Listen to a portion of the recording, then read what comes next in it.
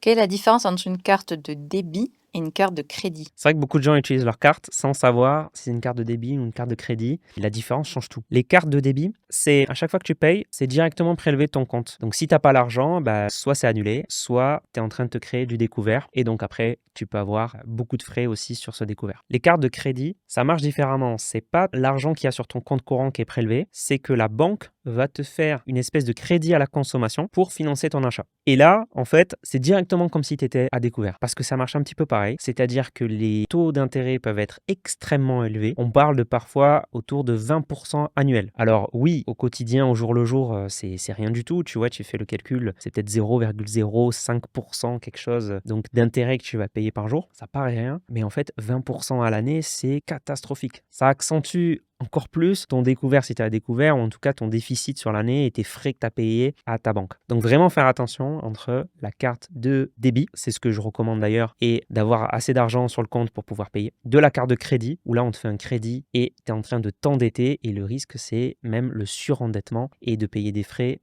exorbitants. Et la plupart des cartes que nous avons, c'est des cartes de débit, on est d'accord? Par défaut, c'est essentiellement des cartes de débit. Après, ça dépend des banques, hein. Les banques peuvent te proposer aussi des cartes de crédit, il faut faire attention. C'est vrai que c'est beaucoup moins courant en France, les cartes de crédit, qu'aux États-Unis. T'es intéressé par l'investissement? T'es en train de tout manquer, donc abonne-toi. Je partage des stratégies simples, efficaces, concrètes pour faire fructifier ton épargne.